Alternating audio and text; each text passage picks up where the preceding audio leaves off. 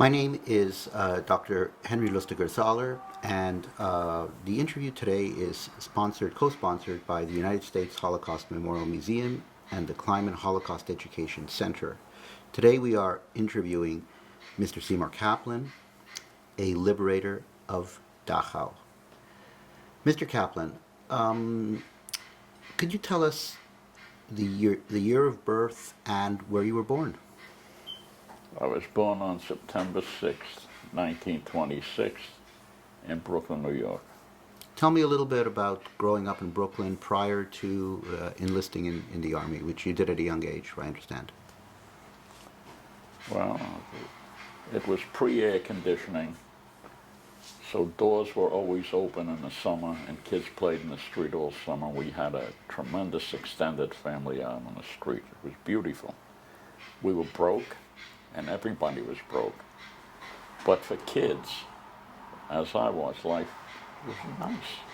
Got up in the morning, either I went to school or I went out to play ball, and that's the way it was. It was very lovely. I had full awareness that my parents were in a financial struggle, that everybody was. Didn't ask for anything because you knew it was painful. Even as a kid, you knew it was painful for your parents to get it. And we had wonderful toys like orange boxes that we fitted with skates, old skates, and we made scooters out of them, and it was fun. Coney Island. My mother would give me a dime. I'd go back and forth, sometimes 15 cents, so I can get a hot dog along the way, a Hebrew National hot dog, kind of big. And a place in Coney Island where we went was, you met all your friends there. You can go alone. When you got there, you were loaded with friends because we all went to the same spot on 14th Street. We walked to school, and there was a parade every day. You just started walking, and one friend came up to you, another friend. By the time you got to school, you were a miniature mob scene. It was nice. It was a nice memory. A very nice memory. Very moral. And you had the feeling that every adult on the block was looking out for you. You just felt safe in your neighborhood. And even when you went into neighborhoods that were another culture, you felt that the adults were looking out for kids. So it was nice. You had siblings? Hmm? You had siblings? I have siblings. I have an older brother. When my mother came to America, she came with her father and her younger brother. Her father died, and her younger brother was raised as my brother.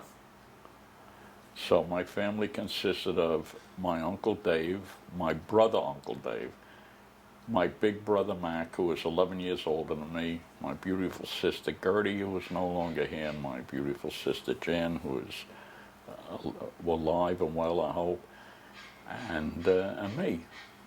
And that's what the table was like when I was a kid. The five of us sitting around, mother and father. It was nice.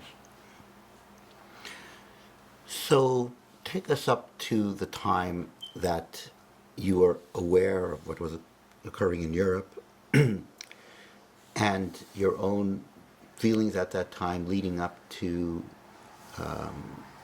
the final decision to enlist.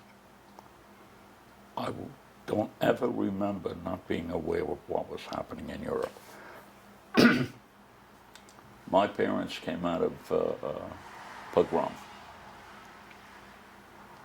and they were constantly speaking about Mahagat the Juden. And I was fully aware of antisemitism. I don't ever remember not being aware of it. My neighborhood, on the radio, I heard Father Coughlin.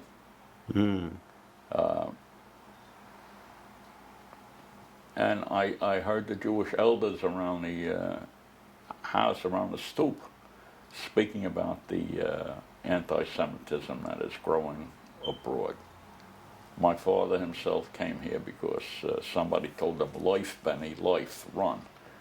And as far as I know, he never got to see his parents again. He just ran. And when he said, "Visa lechleifen," they said, "Look for a Jew." And he disappeared. Sweetest, nicest man in the world. and very proud that he was able to feed the family and keep a roof over our head. He met up with his brothers here in America, and he enjoyed life, but it was a struggle for him. So you were hearing about what was happening to European Jewry from friends and discussions. So take me up to the time when you were making the decision to enlist, and you enlisted rather early, I believe. Well, we were playing ball on the street. I always wanted, I don't remember, I wanted to go and fight that war as a kid. I remember playing ball in the street. It's a traumatic memory for anybody who lived through it. Playing ball in the street, two-hand touch, and we had to quit the game because we wanted to go into my sister's apartment and listen to the giant Dodger football game, or giant Yankee football game, not baseball. It was December. We went into my sister's house and we watched the game on the radio. And we, just as if it was a TV set, we sat around, and while everybody was engrossed, we heard, there were terrific announcers, because you couldn't see, you had to imagine, and they helped you imagine. So you heard a guy saying, he's on the first, he's on the 15th, down to the 25. And it was beautiful to listen to. And then on that day we heard, and he's on the first, on the 15th, on the 25, beep. We interrupt this program to announce that the Japanese have bombed Pearl Harbor. All military personnel report to Europe.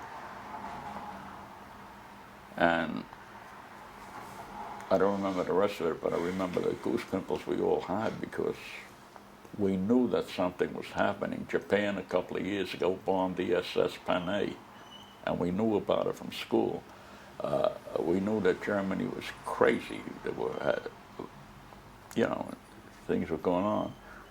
And the war, we all knew, even as kids, was inevitable, and here it is. And all I wanted to do was get into service. The next day, boys were missing from the street.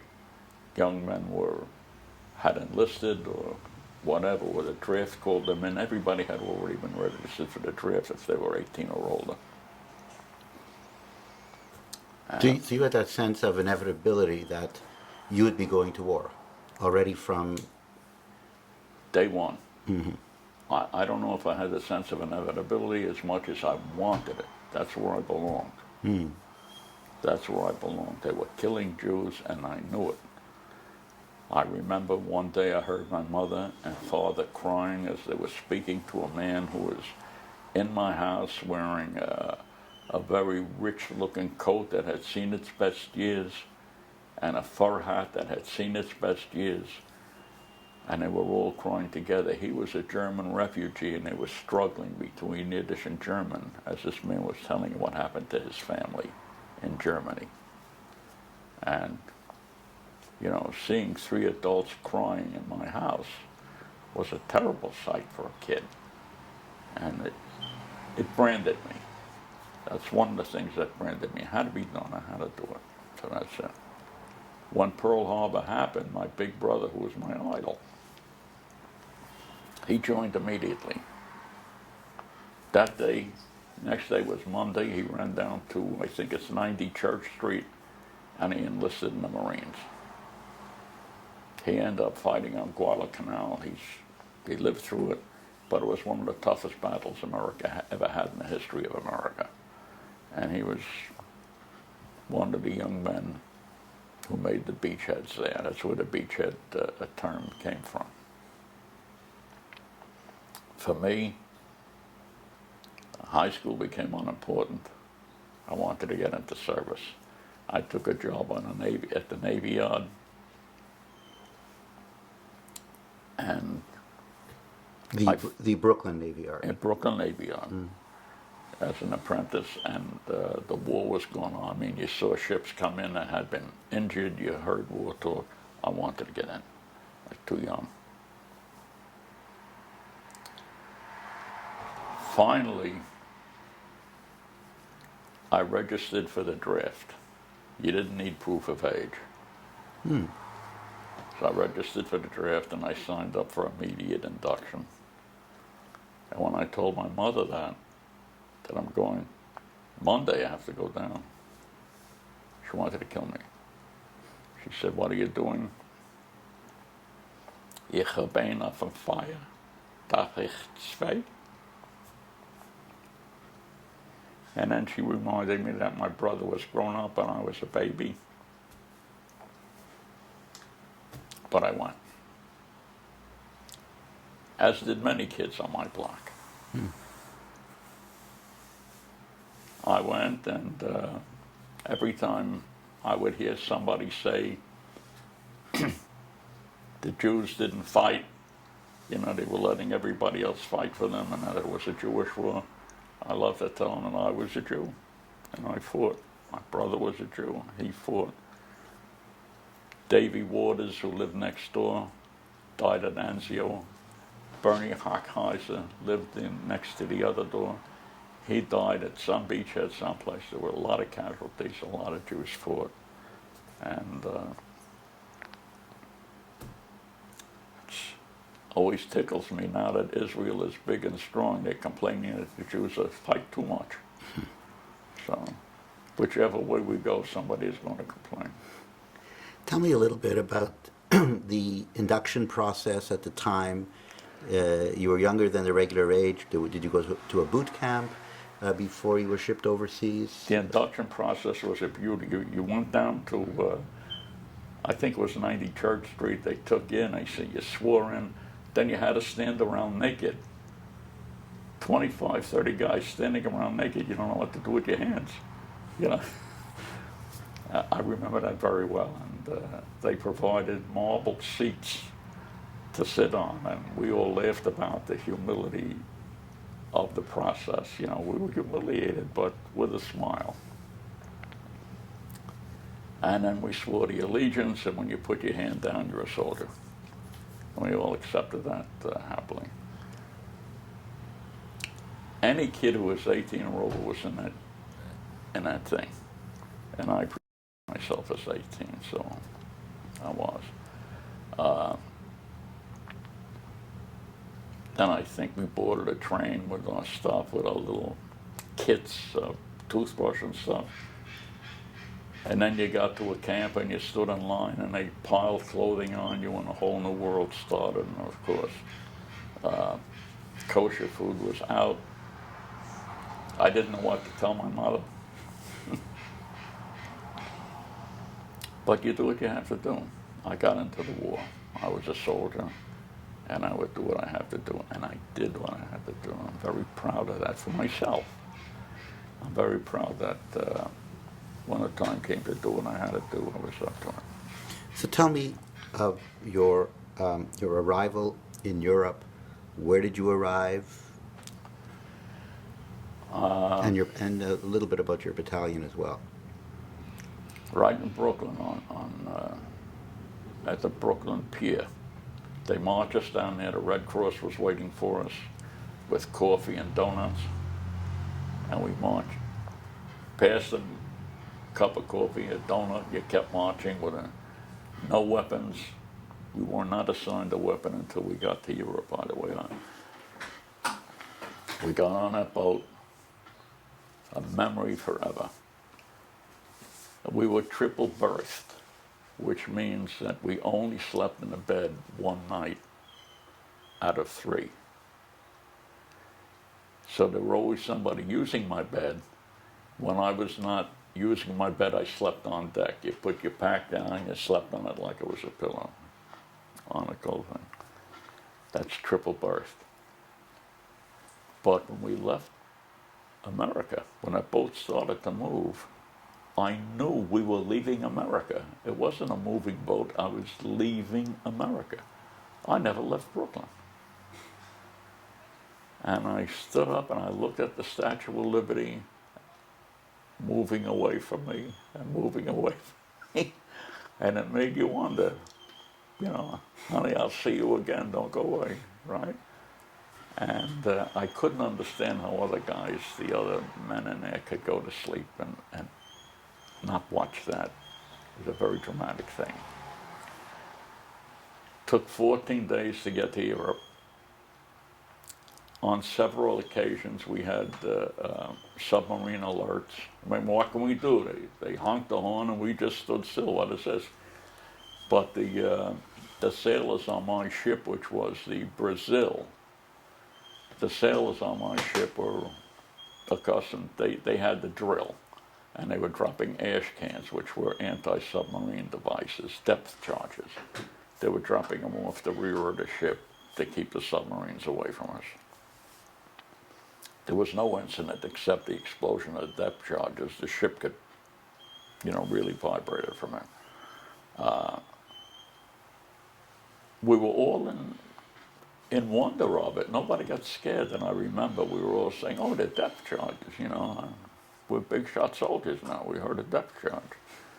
And we went eating. You had to wait until your table was called, until your group was called. And it was not a bad experience. It was just another new experience, and it filled kids with wonder rather than anything else. It was, look at it doing this. When we got to France, I think we landed in Rouen. There was no greeting for us. We just got there. There were trucks waiting. We came out. Everybody tells me that it was a beach. It was the same beach, I know, that the Allies landed in during the invasion, but this was well after that. And there was no resistance. We got there, we got into trucks. But you knew the war was on. There were anti-aircraft guns there. While we were there, we heard anti-aircraft guns firing. They had a distinctive sound, boom, boom, boom, boom, boom. And we knew we were in a war area. I don't know how, but we were then taken to a very big, tremendous building that had absolutely nothing in it. It was just loft space, no windows. I don't know what the story was with that, but we came in, and that's when we were issued our rifles. I came over as an infantry replacement. I think my MO number was 205, which said that I get a gun. We sat there, they gave us rifles, and that's where we cleaned our rifles. It was a mess going on, but every outfit stood together. At that moment, at that time when we were cleaning our rifles and we all had to sit in one area, somebody stood up on a little platform, turned out to be a captain, and he said, "Boys, you men, nobody told me to do this. This is my voluntary speech." He was a captain. "I want you to take care of yourself. Nobody else will. The Army would rather lose 200 of you than one colonel. So take good care of yourself, boys." Never forget that. And it was a little chilling. The next memory I have of that is piling into a truck, a big truck, and then they put me in a smaller truck, and then I ended up in France someplace,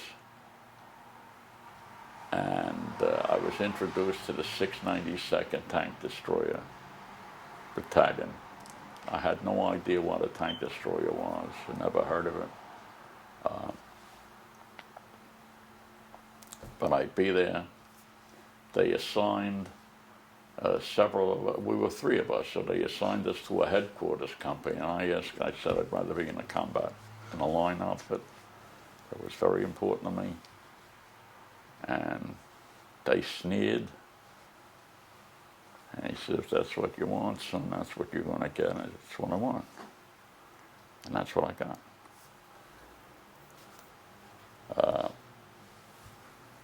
I had heavy weapons training, which means machine gun. The vehicle that they assigned me to was an armored car. It was like a tank on wheels instead of tread. Big rubber wheels. And the top of it was open, and it had a round circle on it, which the machine gun was attached to, so that you can fire from any direction.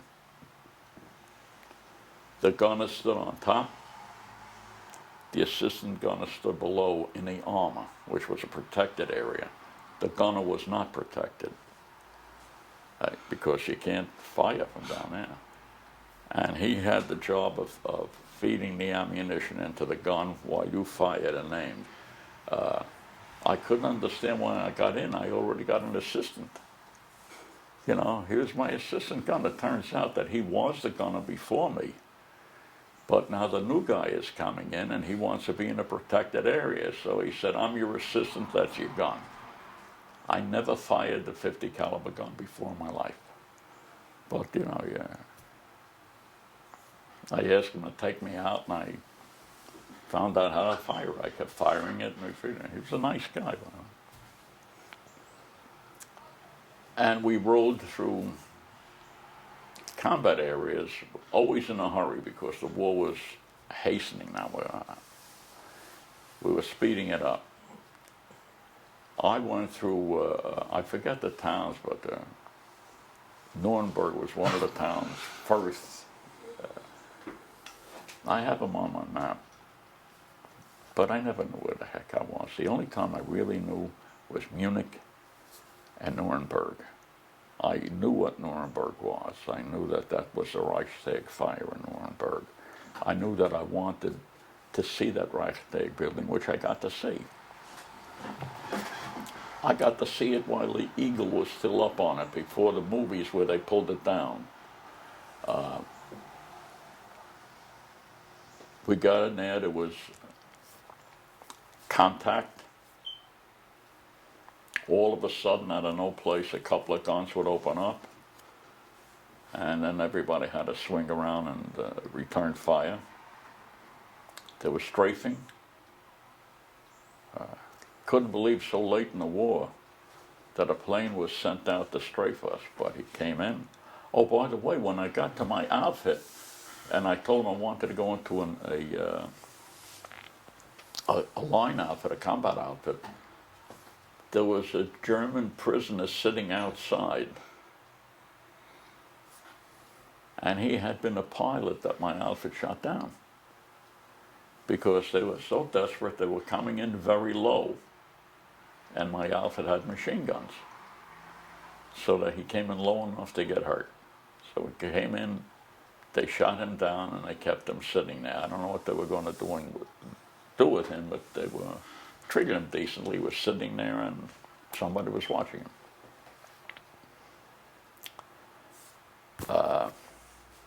When we were strafed, we shot down another one. They come in. You can't believe how close they are to you. You can't believe how big that is, how rapid it is, how much it sounds, what bullets sound like hitting the ground, and what bullets sound like hitting the metal of the tanks. And you got to stay there and keep firing. And then they leave you, and they come around again until somebody got it. And the unbelievability of a plane being shot out of the air. Unbelievable. And a parachute came down. And you live through it. If you live through it. 2 casualties.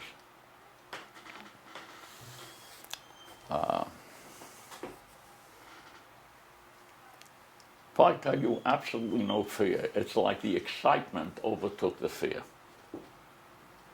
There was absolutely no fear. It was a wondrous, exciting thing. Maybe fear took another form. But your training takes over. You do what you have to do. That's the gun, that's the guy. You got to get on it and do it. And everybody I know did it. How many of those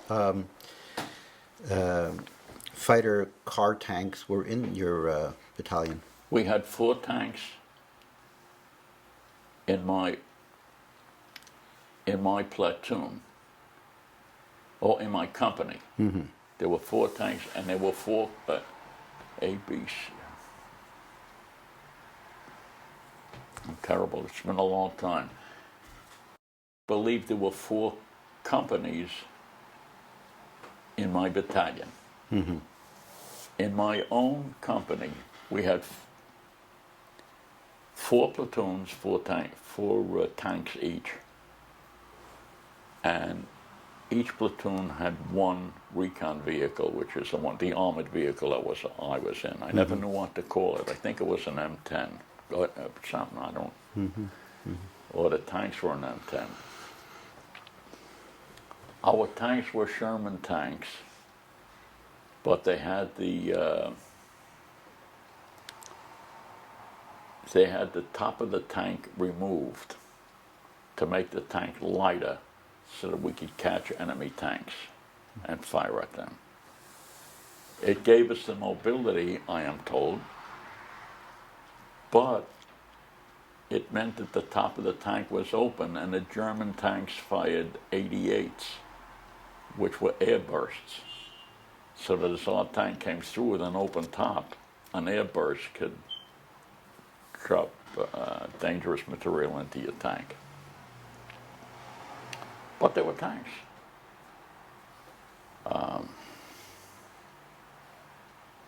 Not too much engagement at that point.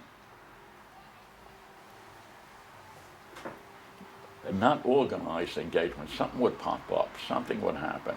And I must give credit to the officers. They were hardened, well-trained men. Something would pop up and orders immediately came out and everybody positioned, and then next thing you know, we're riding again. We had one scene, I have a picture of it. In one town, there was trees here, and an open field. And we knew that there was enemy fire observing us. I don't know how we knew. They don't tell kids. But we knew. So the orders were, when you reach this clump of trees, you stop and you send one tank out. When he gets into a safe clump of trees on the other side, you send the other tank out. You never expose 2 vehicles at the same time. The very first tank that came out got hit fast. Boom. I heard my sergeants on the phone screaming,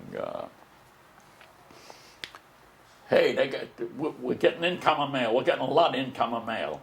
They had told us that evidently that was free. And I remember the answer, okay, Chico, we got your shooters down. Just hold on. Then we heard all the fire, boom, boom, boom. And I said, Chico, we got your shooters. You can move. It's the way you hear it. I wasn't told this directly, but you can hear him on that radio, and that's the way the word came. You know, everybody bunches up together to get information. So tank 1 got across, tank 2 got across, and tank 3 got across. As we recovered, and the medics came to help the guy, so when the guy got his jaw ripped off there, as the medics came to take care of this, and we started to move, this is what I myself heard on the radio. Hey, Chico Blue, Colonel says don't leave behind no government property. You know what that tank costs? Go back and get it. We had, and remember, I was an observer. I was not a decision maker here. But we had to go back and get that tank. What happened was a tank moves on treads, and the treads are even. If one tread stops and the other tread continues, you go into a circle. After the tank got hit, it went into a circle and it dug itself into a hole. Standard, everybody knows that that's what's going to happen. From the 3 tanks that were undercover, they sent one tank back out, they hooked it up, and they couldn't pull it out. It had dug too deep. They sent the second back out, and a third. There were 3 Sherman giant tanks pulling out the 4th, all with their motors on. The ground shook. You could see the pebbles. It was like you're getting a foot massage when it stood there. It was yesterday, honestly. They were trying to pull it. I thought it was such an amazing thing that I had a camera, which I still have here if you want, I'll show it to you later. I had a camera, a German camera that I picked up in Germany, and I wanted to take the picture of this. I never had a camera in my life, before, and getting film was very hard. I don't know how I got film, but I used to get film. But I took my camera and I went back a distance so that I could get the 4 tanks into the picture. And I got it. Now, I took the picture, I closed the camera, I put the camera in my back pocket, then I heard boom, boom, boom.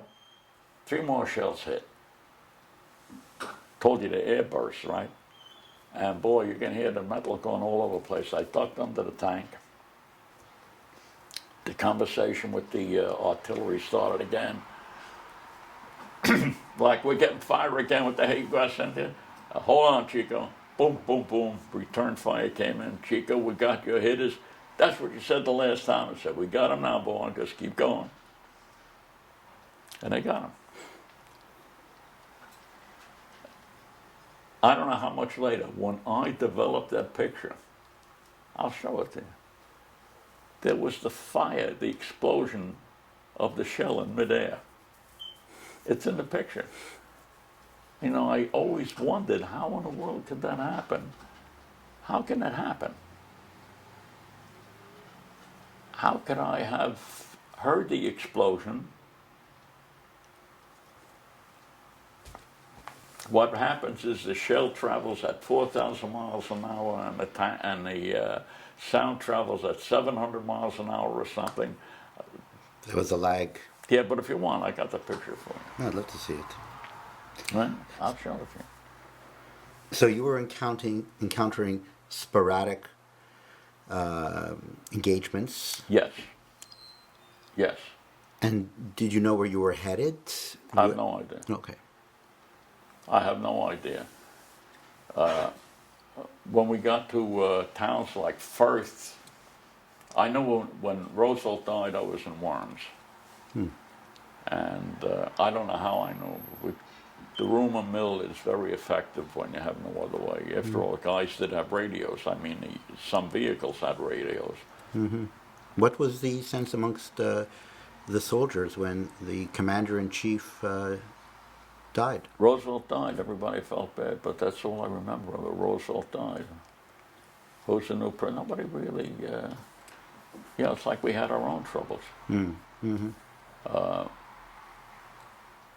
Of course, we were under fire at that particular time, going from Firth, Donauworth is the town. Firth, Donauworth, Nuremberg. We were traveling very, very fast, and we were very vulnerable to anybody who wanted to pick up a gun and fire at us. So. And we were taking, every night we had to stop to sleep. And that's where I attained some fame. Because when I came into the outfit and they wanted to get beds, they would go into a German home or a German apartment house and say, how many beds you all got? Man, don't you understand what the hell I'm saying? How many beds you got?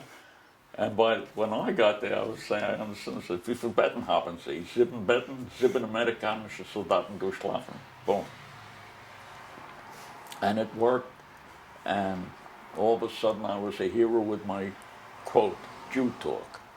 They could not figure out how my Jew talk worked for the Germans. But it gave me a very good status. For a brand new guy, it gave me great status. I never thought that Mamelushim would be so helpful.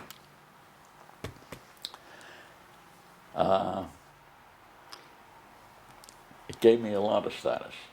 When we got into Munich, it was a little different. Going to get an apartment in Munich was different because there was desperation on part of the German troops. They were hiding wherever you could find. Those that didn't give up, those that didn't surrender were hiding someplace, or they were in an active outfit. But there was no meaning to the German outfit anymore. I remember coming by like a barn with a group of black soldiers standing there. Come and see out with your hands over your head. And they were ready to start firing. And I was able to say, kommen Sie aus mit der Hand über den Kopf, verstehen Sie mir? Ein Mann. And, you know, an 18-year-old kid, can you imagine it? They were so glad to come out. They were so afraid of the black fighters. You know, there were tremendous rumors around about what the Russians would do, what the black fighters would do, but there was no problem. They came out, they laid down their weapons, and they were just taken prisoner. I don't know where I'm going with this. Well, you're in Munich now. And What? You're in Munich. In Munich, and it was a little different. Munich was like Dodge City by now. There were armed German soldiers running around, and of course American soldiers pouring in. I had to go into an apartment house and tell people to get out. As we approached a city, the Allied military government would play a broadcast. And das, oh yeah, you heard Beethoven, boom, boom, boom, boom. Das is Radio Luxembourg. In 15 minutes, American soldiers will be in your town. All buildings must display a white flag. And they gave other instructions, which I didn't understand.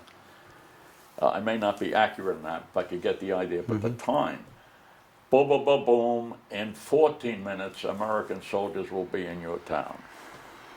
Boom, boom, boom, boom, in 13 minutes, and it was nerve-shattering to them, and it was funny to us because by the time I could be in the town, I can hear them announcing that we're going to be in the town in 13 minutes, so we laughed at it, but people scurried to put out white flags and to stand in front of their buildings. However, I had to go into those buildings, and it was a little nerve-wracking. Later on, when I entered Dachau, there's a relationship because I carried a weapon. Again, I don't know the number of men, an M3 or something, but it was a cheap thing. We called it a grease gun. You could not aim it because it jumped all over the place. It didn't even have a sight on it. You know, look at it. It's just something you held and that's what I used. I had that hung around my neck. Somebody came over to me and hung it around my neck and told me, don't go into a door until you spray it. If the door is not open, if they don't want to open a door, spray it. So I had that around my neck, and of course I had to do that, go through the building in Munich, especially a lot of apartment houses.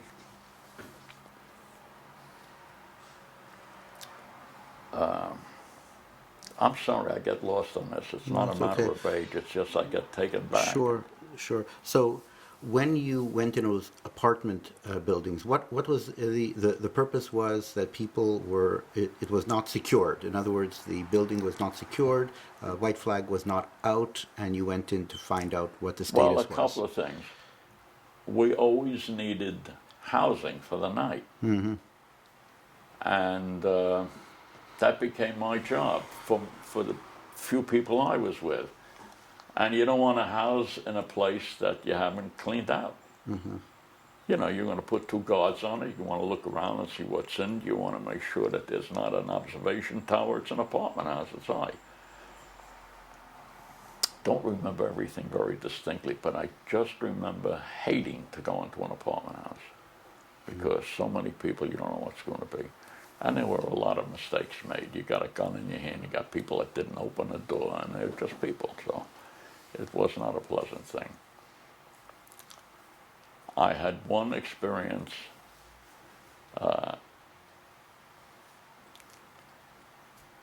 This may have happened after Dachau. We may have been using Munich as a base. It was only 3 miles away. I had to sleep someplace, so maybe that's where we were sleeping. But I remember being tough, very, very tough. So I suppose this was after Dachau, because I went into one apartment and there was a woman in a wheelchair. I said, out. She said, you would put me out? I said, yes, ma'am, out. She said, I'm in a wheelchair. I said, you're a German citizen, we want this apartment, get out. And I knew I just didn't care.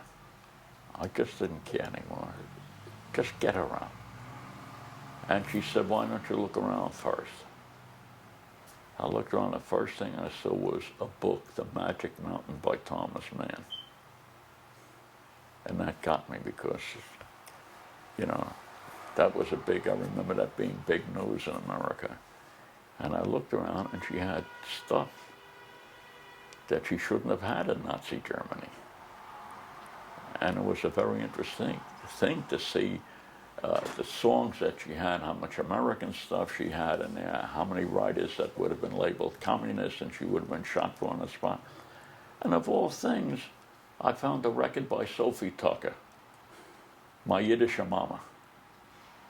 And so in April of 1945, I was sitting in the heart of Nazi Germany listening to to my Yiddish Mama by Sophie Tucker and crying like a baby. So what did you do in terms of securing that apartment? What happened? What's the end of that story? What can you do? She was out. No. She stayed in the apartment. Mm-hmm. Imagine a baby soldier and you had the authority to make a decision like that, because I wasn't working for anybody except my own few friends, which we called my outfit. And I said, let her stay in, and they said, okay, as long as they had a place to sleep. See, if we don't sleep in somebody's bed, we're going to sleep in a pup tent, which is terrible, or in a tank, which is a target. And the laws of warfare say you're allowed to get your accommodations the way I did it. So we did it. And I must say the American soldier was pretty decent. I don't think any women were forcibly romanced. Was there any? Sure. There were men and women. But the American soldier was not a bad guy. He was, you know. So you're 3 miles from Dachau. Yes. And very likely sleeping your accommodations in that apartment building in Munich. Say it again? And very likely bedding down in Munich yes. at night. So tell me about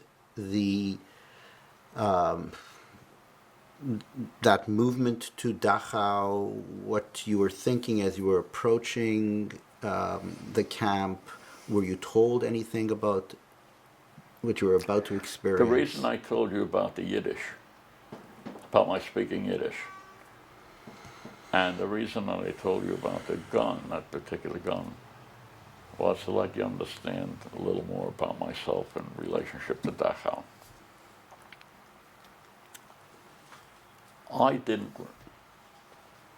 When I came home from the war,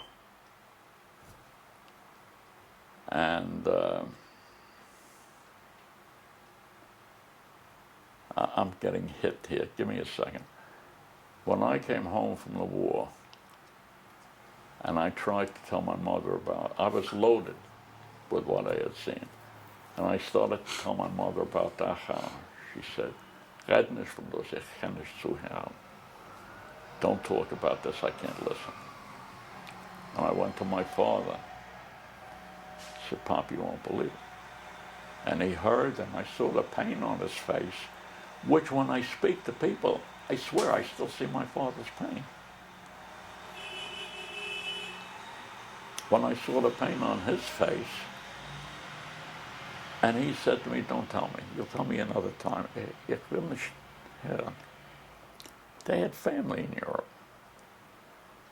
When I went to my big tough Marine brother, and he was a big tough. He said, babe, don't tell me that. I can't listen to it. I began to feel that I had seen something that dirtied me and that I shouldn't have seen. And I shut it off for 50 years. For 50 years, if you said to me, if you were in Dachau, I would say no. For 50 years, I say, maybe I remembered some shadow thing. But I went to one reunion 50 years later, and I saw a Captain West, beautiful movie, John Wayne kind of captain. And I said, how do I find out if I was in Dachau? He said, well, what alpha were you in? I told him. He said, yeah, we had a couple of you boys. I said, what about me? How do I find out about me? And he said, what do you remember? And I told him one or two things, and he started questioning me. He said, come on, and he was a professional interrogator in his day. Not a debrief, or there's another word. And he started asking me questions, and I was crying. And he said, you were there. And I said, how did I get there? I don't remember. He said, probably. I said, part of my conversation with him, and I told him I didn't even know what Dachau was. I just remember going in. He said, well, the colonel knew what it was, Colonel Morse. He said he knew where he's gone, so he wanted guys with him that can speak Jew talk. So he probably called your captain, Ralph Florio, and expected Ralph Florio to speak Jew talk to them people. But he couldn't do it. I had told him that he could, but he couldn't do it. So he remembered he's got a kid like you can talk it. So he told him, go get you. That's what happened. I was hanging around Munich, and a Jeep pulled up. Kaplan, yeah, come on, where are we going? Dachau, what's that? But you go. When I got there, I was still wearing that grease gun. As soon as I got there, the first thing they did is take the grease gun off my neck. We went in armed with sidearms only. In other words, rapid fire weapons were removed from us. We went in just weapons that can fire one shot at a time. That must have been an arrangement with the German who was surrendering the place. Now, skipping over, had no idea what Dachau was. I don't remember whether I remember seeing Arbeit macht frei. I saw the gate, there's no question. I saw the arch, but I'm not sure how I remember what it said. I started to get a rush. I knew that something monumentally bad was happening. You could feel it in the air. You can see the officers walking in. You can see terrible looks on people's faces. You could see, I saw our officers talking to their officers, while our officers were hard to distinguish because they dressed like soldiers. They didn't have special uniforms. They had 2 bars here or a colonel's insignia there. But their officers dressed magnificently, central casting in the movies. That distinctive hat, so you can see our officers talking to their officers, and you almost felt they were on the same level in some way that I didn't like seeing. But it wasn't so. They were going through the military routine. Then somebody did this to that cluster of men that I was with, and we walked in. Unbelievable. You can't believe that this part of the earth is so different from this part of the earth. 20 feet away and the world changes. The first thing I saw on my left was bodies stacked, not neatly, a pile, a disgusting pile. Fully at the bottom of that pile, there was a German officer dead, laying on top of Jews who had slid down and formed a little mound. I couldn't help myself. I had to pull them off once I realized what it was. I had to pull them off. I'll never understand why. Nobody gave me orders. I was not allowed to do anything on my own, but I raced over to pull them off. I understood somehow that those were Jews and he was making them dirty. I got them off, and from this point on, my memory is very different than a memory that, as people understand it. I don't remember it linearly. I remember a little explosion here and a little explosion here, and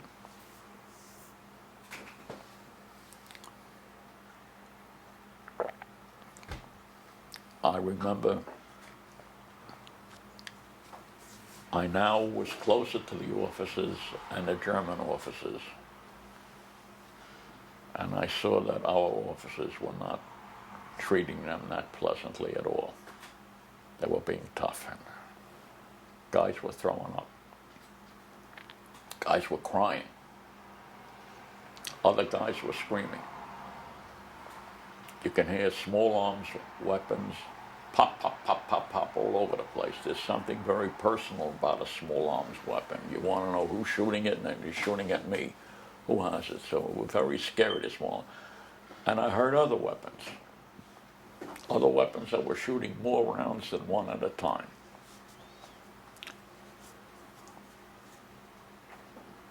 I don't know why I went where I went, but I remember going into one barracks that were all women, but there were nothing left of them, wide-eyed and looking at me and following me with their eyes, not even enough strength to use their head to follow me. One woman came off the bed, and she tried to talk. She looked, and she tried to talk, and no sound came out of her. And I went to put my hand on her head. I said to Mama, and when I put my hand on it, came back, killed me. To this day, I see her, and that's another face I see in an audience when there's a woman in a crowd that can't take it anymore. Listen. Told her, Mama, ich bin ein amerikanischer Soldat, ich bin ein jiddischer boy, hier sich so, it's my mama lotion. Didn't break. She took out a picture, wie senden Sie? Screaming at me, where's my family? In Yiddish. I was trying to, like the whole world disappeared and it was just me and that lady. How can I hurt her like that? As we were talking, behind me, a kind of catty corner behind me, there was a metal fence. Evidently it had been electrically charged, but now that the charge was off, the male prisoners on the other side of the fence broke it down while I was standing there with that lady. And millions of them came running out. This is the way they came free. They were locked up in a pen, and now they came out this way. And it was like the old subway rush. They saw I was an American soldier. They ran over. The first thing they said, "Du hast für mich, ich will a pistol. Du hast a pistol. A pistol. Ich darf a pistol." And everybody was screaming at me, "It was a pistol." I said, I don't know what I said when I stood there. They all had particular scores that they weren't settled. and many American soldiers accommodated them. Gave them pistols. Gave them guns.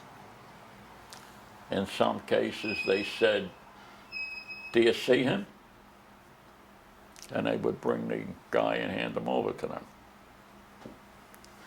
Okay, and take an unarmed man and throw him into a crowd of people that hate him. He's not going to live through it. So they took him into their justice system. At first, we were afraid to give them pistols. You know, you don't know where they're going to shoot. Of course. You know, I never gave anybody a pistol. I was afraid to them. You know, they never saw my uniform before either. They're half crazed, not half crazed, 75% crazed. They're just looking at you. But from that point on, the amount of gunfire, amount of small arm fire increased, and there was other more rapid fire in the camps. Guys were going crazy. I heard myself, I'm not a very, I don't go to shul every day, as you know. I heard somebody screaming the Shema, screaming it. It was me. Believe it? Excuse me.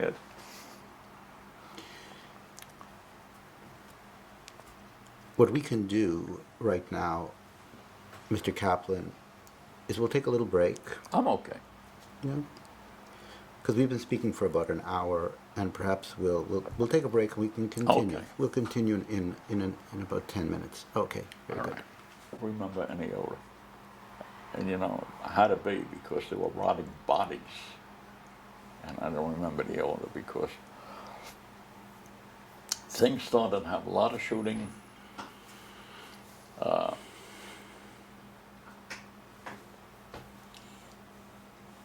And the macabre.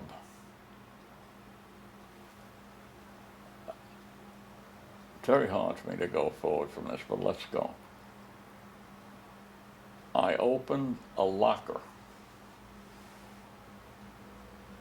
and there were German soldiers, I don't know what rank on, hanging by meat hooks, and they were slashed to bits. They were just slashed meat hanging there, and their faces were still visible, and they were still wearing remnants of a uniform. I don't know what that meant, but that was, in the midst of this mayhem, there was another blast, another horror that happened. I then remember leaving this room. I remember American soldiers throwing up, retching. I remember them screaming, all kind of vindictive things. I remember shooting, a lot of shooting. And I then walked into another room. I don't know if this is, I shouldn't say I then walked in. I now remember also another room came to my mind. And it was a room of death. There were dead people lying all over the place. Piles of dead where they slid down with eyes wide open. It was at the entrance to the showers. On the left, there were nude bodies stacked, like you would stack rice in a Korean grocery store. They were stacked up. On the right, there were bodies piled, not in a neat stack. Madness. In that pile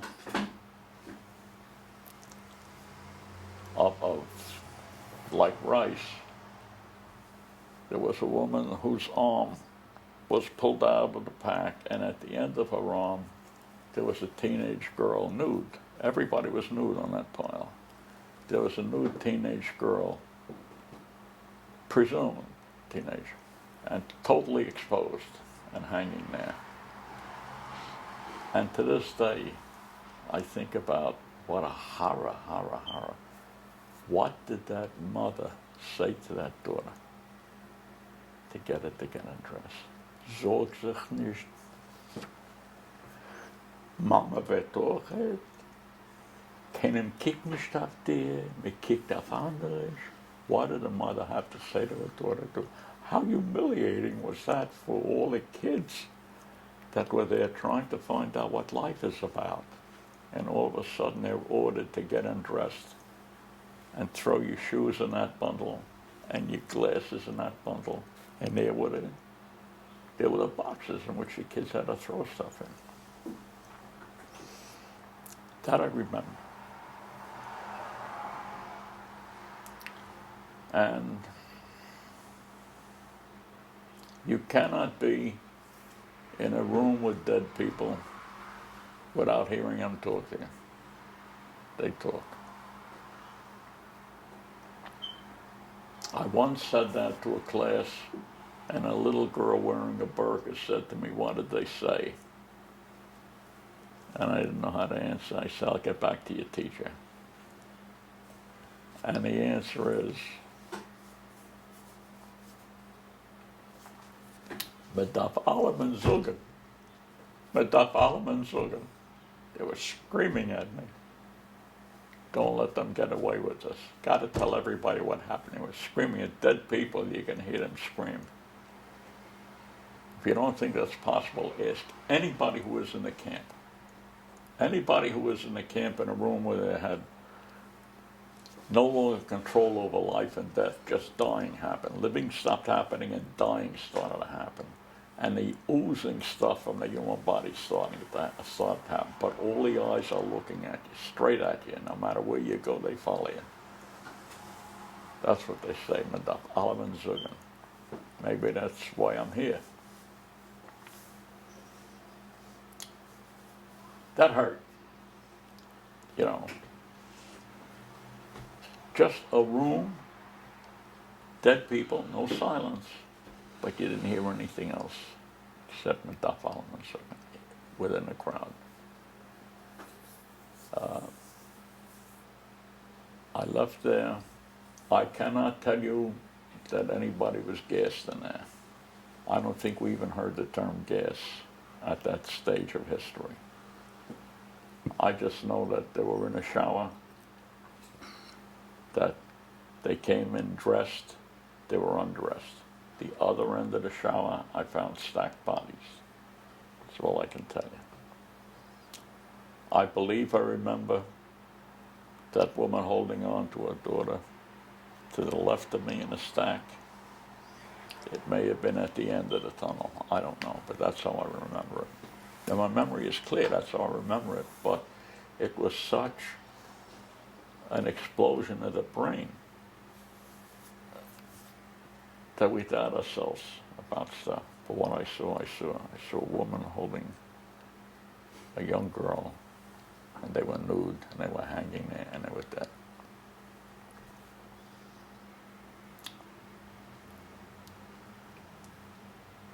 I went over to it, there was a guard standing there as if he was still in charge of things. Hands behind his back, watching us. I don't know how somebody didn't kill this guy already, you know.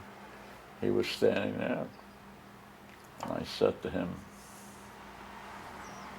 "How can you do this?"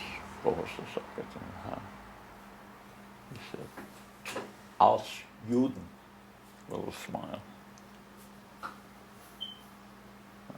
I said, "Ich auch. Ich bin ein Jude." And I took out a Jewish Star that my mother gave me, a Star of David. That's an unforgettable moment for me. How could that man look at me and say, "Als Juden"? I have his knife with me. I'll show it to you later.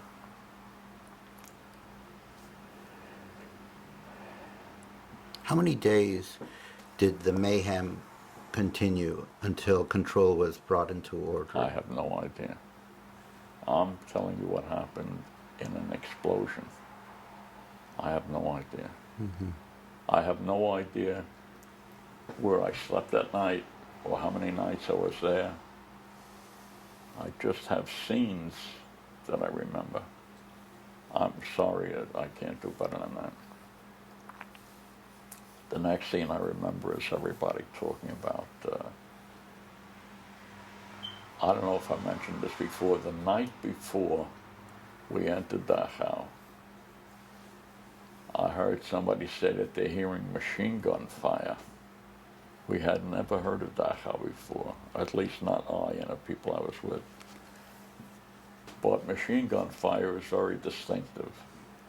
And, you know, if somebody's got a machine gun and firing, you know, you may be under attack any minute, so it stimulated all of us. Everybody ran to their positions.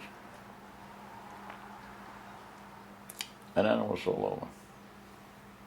Had no idea what that was. When I was in the camp, somebody said something about boxcars in the northeast section of the camp. And I remember going there, and I found out what the machine gun fire was, that there was a boxcar, 36 boxcars filled with Jews that had been locked in that boxcar for 2 weeks. No food, no toiletry, no nothing, no water. Just locked in that boxcar. I don't know why, but the Germans decided to machine gun that boxcar full of people. 36 boxcars. Rows of machine guns, not some accidental, not somebody saying on a whim, let's shoot him. Rows of machine guns set up. Some high-ranking officer had to say, put one here, put one here, put one here. I want a machine, because they were there. Machine guns don't appear out of no place. And they fired on those boxcars and left their guns there. I remember some boxcars were open on top and guys were climbing on top. Where I was, somebody opened a boxcar and bodies slid out. Horror of horrors. Dead bodies sliding out, except you can't accept the fact that they're dead. They're looking at you. Sliding out with all the body stuff that comes out and all the terrible things. I was like crazy. I kept looking for something alive. I just remember touching bad stuff and bad stuff getting on me. And I remember them pulling me away, and I remember being hosed off by kids in SS uniforms, of all things. The SS troops, when they ran out, they put the uniforms on 14 and 15-year-old kids. And they took off and they left the kids in there. These kids were cleaning me off with a brush and stuff. It's a horror. You can't remember horror. You just can't remember. You remember parts of horror, because that's what horror means. It's a sock in a brain. I remember my officers were very concerned. I don't remember much more than that about that, but I remember seeing the boxcars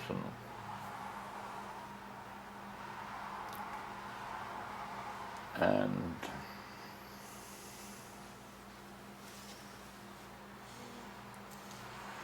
I don't remember being taken out of the camp, but I think I was taken out of the camp at that point, or maybe I wasn't, I don't know. I don't remember whether I ever went back to the camp. I remember passing the camp in my tank several times and seeing, because I learned the word or the letters DP. And I learned that as we passed the camp and the Jews were outside, they were called DPs. So where I first heard the word. And I also remember while I was in the camp, guys screaming through bullhorns, don't feed them, don't feed them, don't feed them. Evidently, if you gave them food, especially a chocolate bar, it would kill them.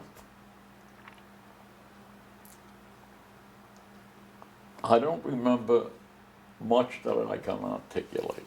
I remember a lot more that I can feel. It's not it doesn't go into language. It just doesn't work that way. But you, it's beyond, the mind can't accept the truth of what was happening in that camp. So tell me, after Auschwitz, after Dachau, you,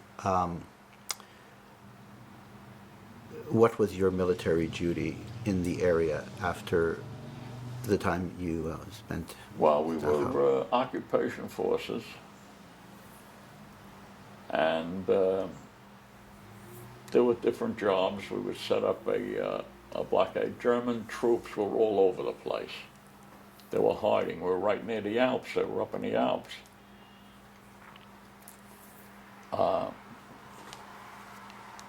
And we just had to keep law and order and do what your officers told you. But the big thing was there were so many escaped SS men and other sweethearts. Oh, there's one story. In the camp, one of the men came over to me. He didn't come over to me. He was standing there, and with his eyes, he was looking at the guy next to him. I knew it had to mean something, 2 prisoners. So I walked over to him, and I said, "What's on your, what is it?"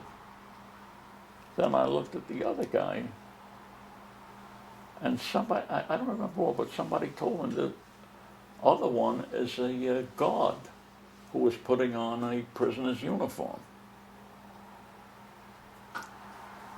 I came over to him and I saw him getting ready. I took out a gun and I put it under his chin. And another soldier that was with me grabbed his arm. And we looked under his arm. At this point, we were told that SS officers have their blood group tattooed under their arm. Look at his arm and we saw B, beak open. Looked at his other arm and saw B. We had an SS. We found an SS guy who was hiding with the prisoners. A tough guy. We subdued him.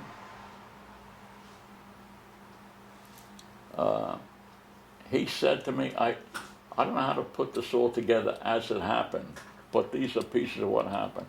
He said to me in perfect English,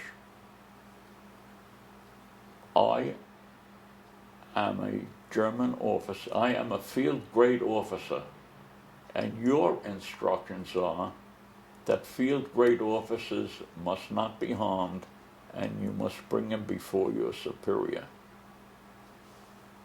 That's right. Imagine that. And I don't remember the rest of the conversation. I spoke to my captain, and we had a very short conversation, and I left him. I left him with a group of prisoners. I told the prisoners who he was. And that's the last I remember. There were other things to do.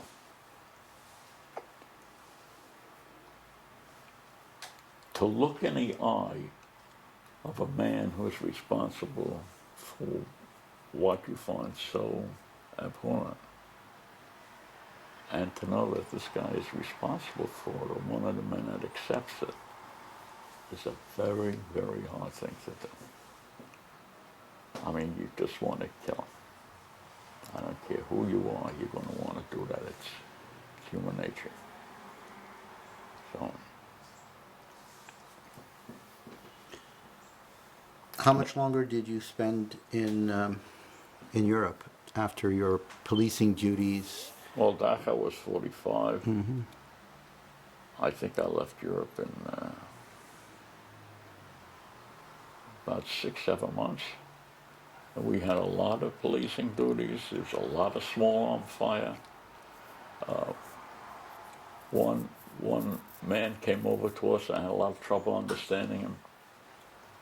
But I got the idea he had a hotel or a place where refugees were living, you know, German refugees, German civilians who had to get out of the war zone. They were living in this place just out of town.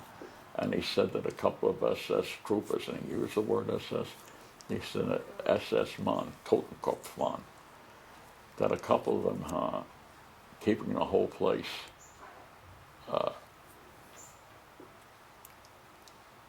they're holding everybody up there, and they're in control of his hotel, and he's afraid of them.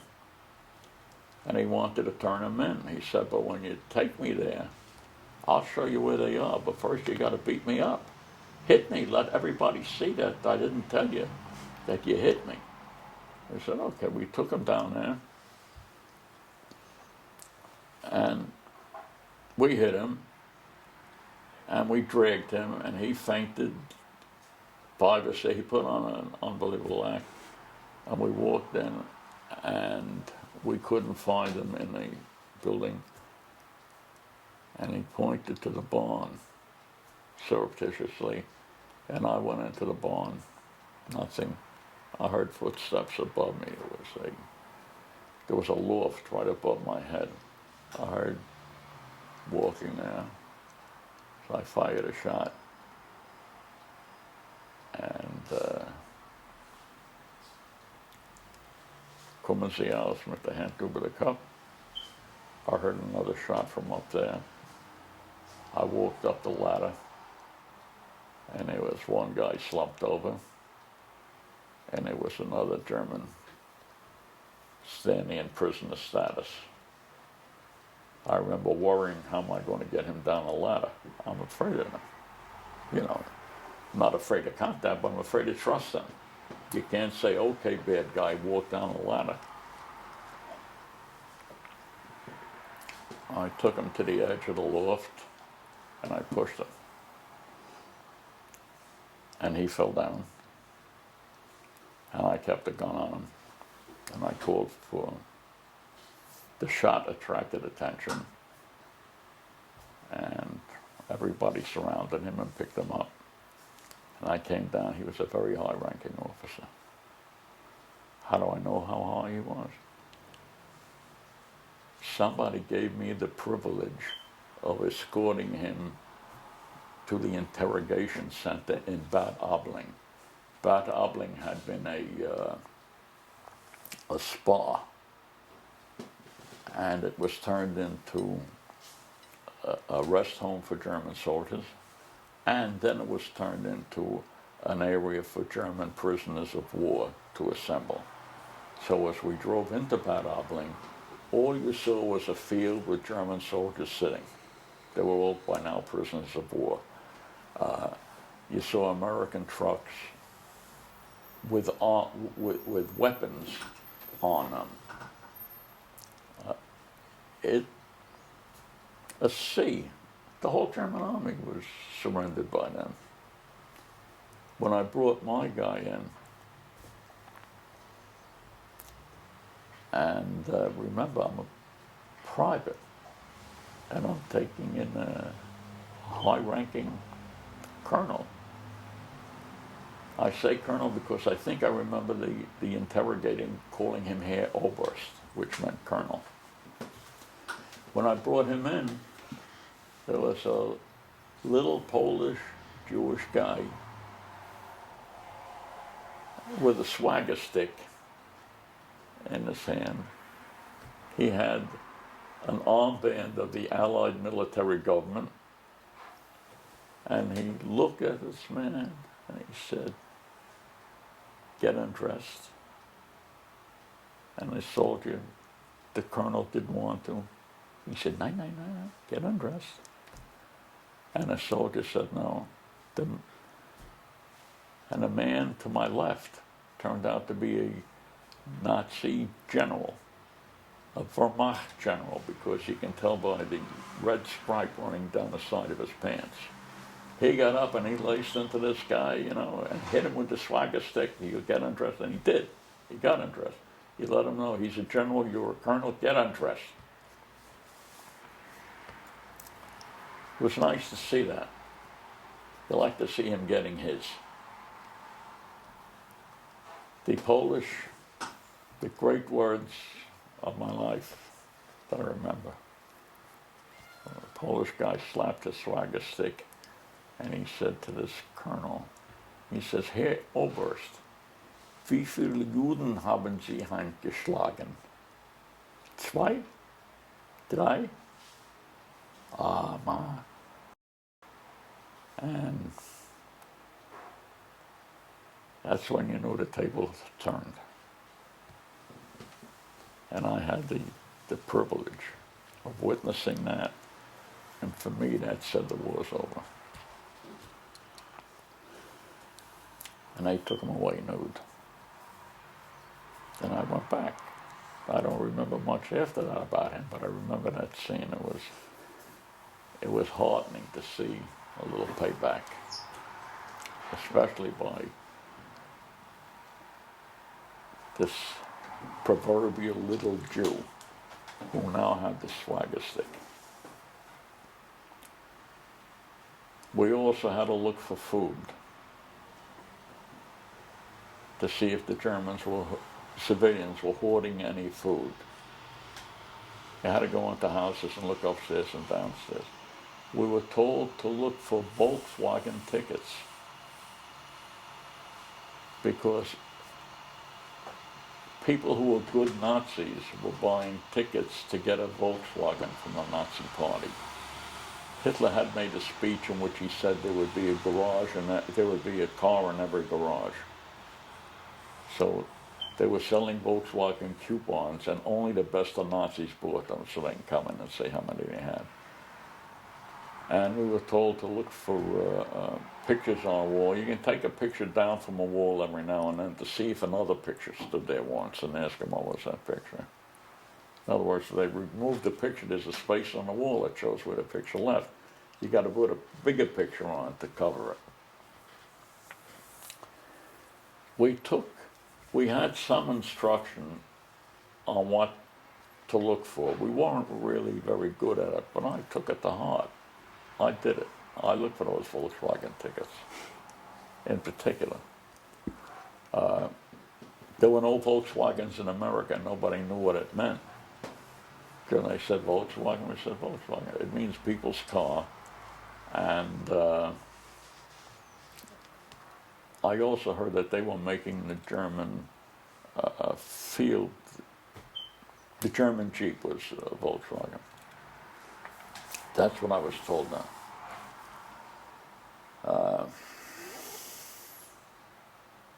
I'm a little stuck. Well, tell me about your return to Brooklyn, return to America, after this very difficult experience in Dachau, and I'm wondering what kind of an effect this experience had on you.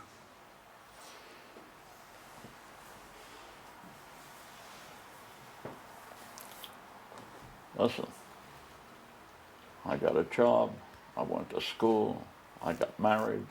I guess it was okay with me. I'm not good. I did all right. It didn't cripple me. I carried my life. But my mind helped me. It buried all of this. I didn't remember it. I didn't remember it. I told you when I met Captain West and he helped me bring it out. Also the VA, when I went to the VA to get their health plan, they told me that my experience in Dachau had to be looked into, and they looked into it. And this is so many years later. I was a novelty to them. Here's a guy that, was in Dachau. Wow, he's still alive, an American soldier. And they kept interviewing me. And one night right here, I got up, and I was in Dachau, my own house, and I knew I'm in my own house. I came down, I turned on the TV, and Dachau was on TV, and I was standing in Dachau. And I knew there's something wrong here. I mean, I knew this can't be. And the next day, I went to see I have spoken before Columbia. I had spoken up at Columbia, and I met a professor there, and I called him. He said, "Come on over." And he told me I had a memory split. I don't know what he said, but he said it's not uncommon. And I don't really know what he said. He wrote a letter to the VA, but it went away. It lasted for about 4 or 5 days, only at night. Always while I was sleeping, it woke me up. When I spoke about soldiers having shot prisoners, he said that would be the shooting of an unarmed prisoner. I said it was done. He said, "How did you feel about that?" I said, "I felt it's something that guys did and they had to do it." I mean, how would they feel if they let a criminal like that walk away? That was all the conversation I had with him. What can I say? And then, when I came home, my mother couldn't accept it. I had promised my mother, when I went on, "Don't worry, Ma, I got to end this war. I can't leave it go on. It's gone on too long. And, you know, when I get to Germany, I'll take care of Hitler, and I'll bring you a dish right from his table. I'll bring you a teacup. And I'm a sugar and a king dish, anyway." And I heard him. When we were on...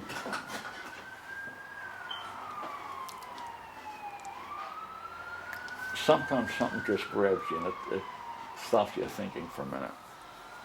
When we were on, after the war, when we were doing our occupation work, right after that, we heard that right at the end of the war, maybe a day or two before or after, we heard that Berchtesgaden was taken. I said, "Wow, Mom, where did you see this?" So I got some friends, and we drove to Berchtesgaden, somebody who knew how to get there. The 101st Airborne had taken Berchtesgaden, and they protected it. No other soldier was going to get in. We got there. I said, "Well, let us look around. You know, give us a tour. We're combat soldiers like you. What are you doing?" No. Finally, he said, "Okay, come on in." When I came in, I saw this dish. I said, "All right, Mama."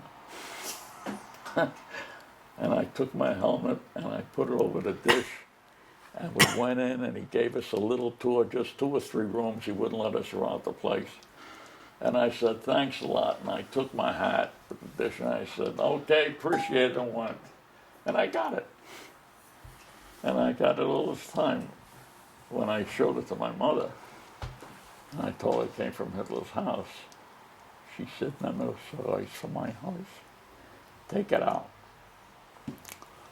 My prize. So I left this around, and it's been around my house for God knows how long, and not long ago, because I started to polish it because it got black and ugly. And I realized it's not polishing. This is not silver as I thought. It's silver plate. My youngest son, who is knowledgeable of these things, said, "Dad, look this up on the internet." And he looked it up on the internet for me, and sure enough, it identifies this in a mark back here. It identifies this as a product of the Plata House, which is a hotel next to Berchtesgaden, which provided all the furniture and silverware to Berchtesgaden, so that anything you picked up in there said Plata House. You know, a general would come to visit Hitler with 100 men. The 100 men stayed at the Plata House. The general stayed in Berchtesgaden in the Eagle's Nest. So I have this, and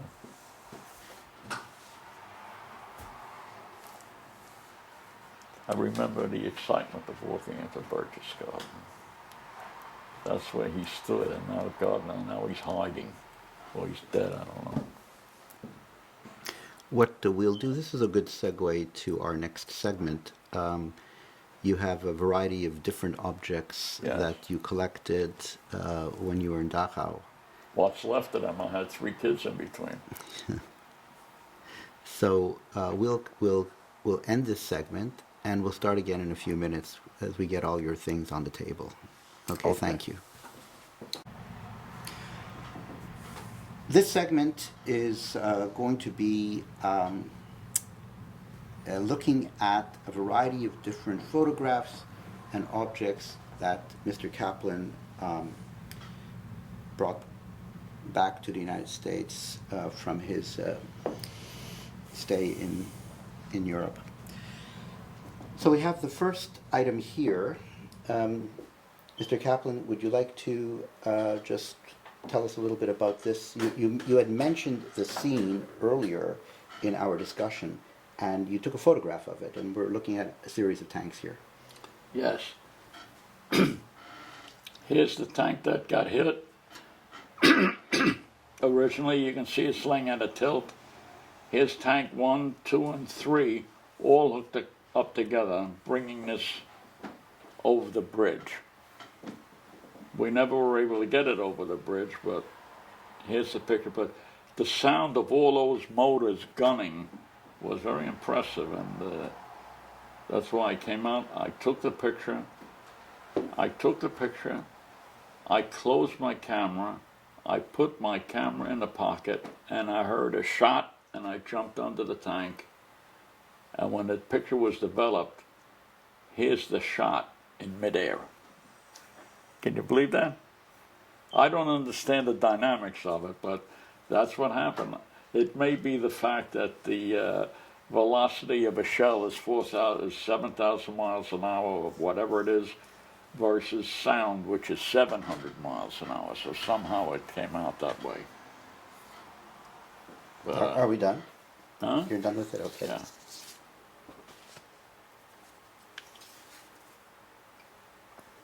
Me on a tank riding on the 90-millimeter gun in Munich, where they had apartment houses.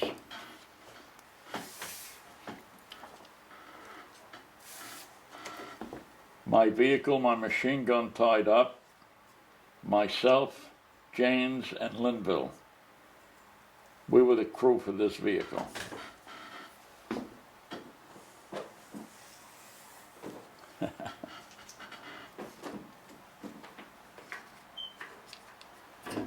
This is me. Haven't changed a bit.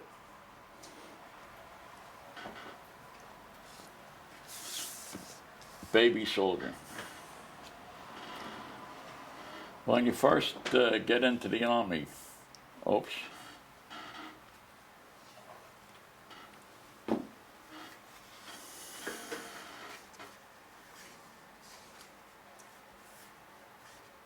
This is a sold book. It belonged to this man, the worst of the worst. And his face, he looks like he's right out of central casting. That's what a Nazi looks like. That's what he is. This book records all his pay and army stuff. But that was a very, very, very tough guy in a tough outfit.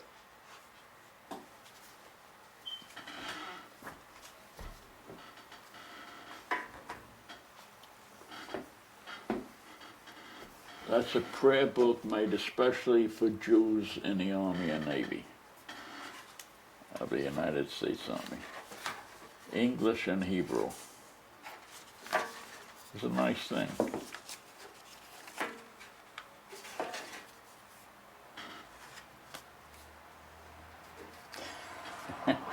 This, the government was good enough to give every guy going into Germany so that we would be able to speak to the Germans. It had nice stuff like, where's the nearest restaurant? And where can I get a cup of coffee? But they left something out, like, put your hands up. It's not in there. So. That's funny. We have a few more objects here. Perhaps you have some medallions that you're interested, a couple of belt buckle, perhaps. The most ironic of my objects is this. Mm-hmm.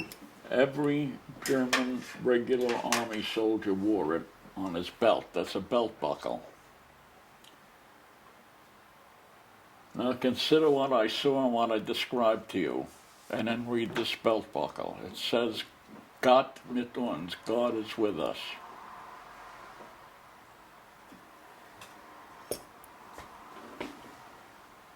And you have your company's badge there. This was our patch, the Tank Destroyers.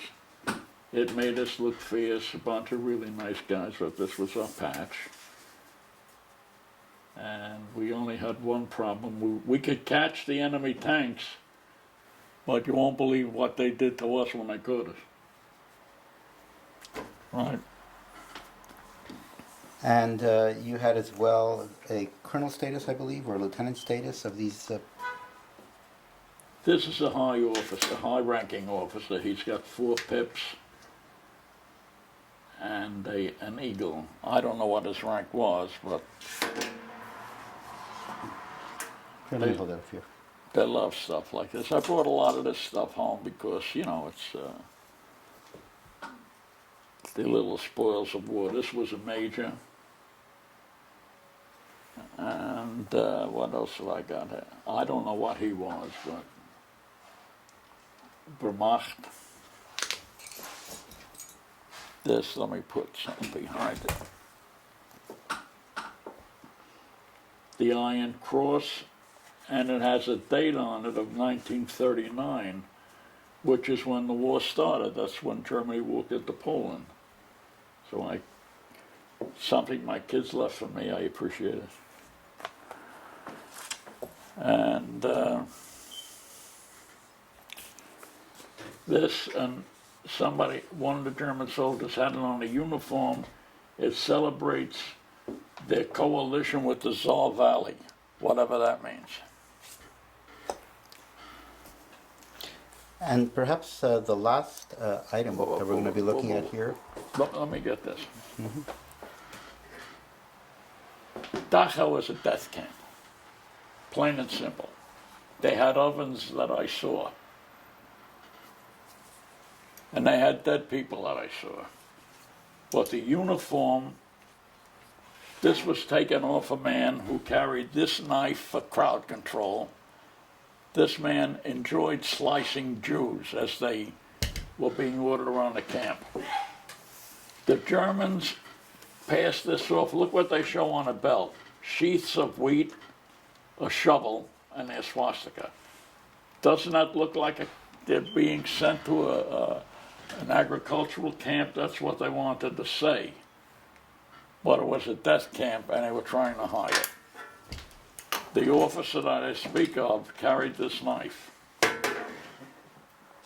Spade, sheaths of wheat, but oh, what a knife. I don't know how much Jewish blood is on this knife. If I go to a shul, I won't put it on a bema. If I have everything on it, I will not put it there. The knife says Arbeit erdellt, which I believe means the pride of labor. But this knife is heavy, and it's tough, and it was made to hurt people. The man that used this knife is the man that said to me, als Juden. That I was told by the people around me that he loved to slice the shoulders.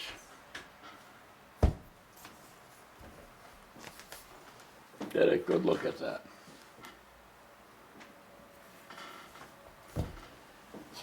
'69 Deuce TD Battalion.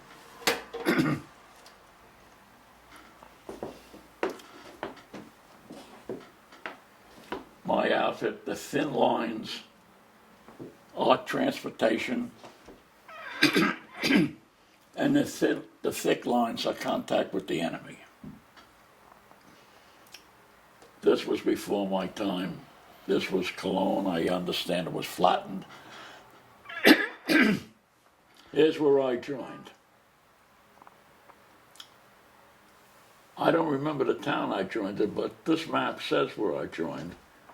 I remember being in Worms and Mannerheim. I remember being in Mainz, Schweinfurt, Nuremberg. I remember other towns in between like Fürth and Nuremberg. Here's Nuremberg on there. Fürth and Donauwörth, I don't see them on the map, but this is combat time, and this is when I was with the outfit. I want to point out one very, very, what I think is an important observation. This map ends here, in Salzburg. The war was over. I, for the life of me, cannot understand why, if it shows Munich and Salzburg, then the war was over. Where's Dachau? And why wasn't it on this map? It's been a mystery to me. I saw, when I was in Dachau, I saw a lot of cameras from the Life magazine, and I saw a lot of cameras from the Army Signal Corps. They took skillions of pictures. I don't see that many pictures. I wonder where they are. But this is what we got before we were discharged, before we disbanded the 692nd. We fought closely with this outfit, the 104th, and we ended the war with this outfit, the 42nd. And if we ended the outfit, if we ended with the 42nd and we went into Dachau with the 42nd, where's Dachau on the map? How did that happen?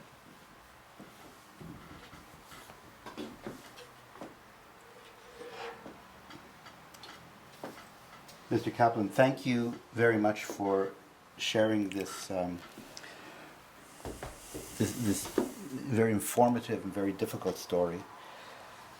And I was just wondering if you had some concluding thoughts about this experience that you went through as a young soldier, coming in and discovering the Holocaust. Well, I've seen terrible. I've seen terrible.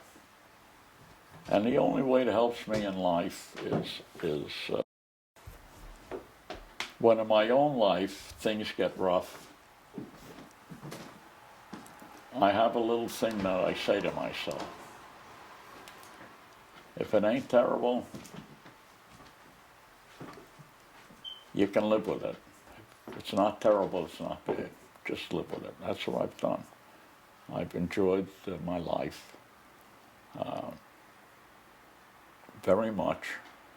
I had a great family. I made a living. I had wonderful kids and a loving life. And this experience did not take that sensitivity away from me. It did heighten my appreciation for whatever I have. I'm here. Thank you. Thank you very much, Mr. Kaplan. Thank you.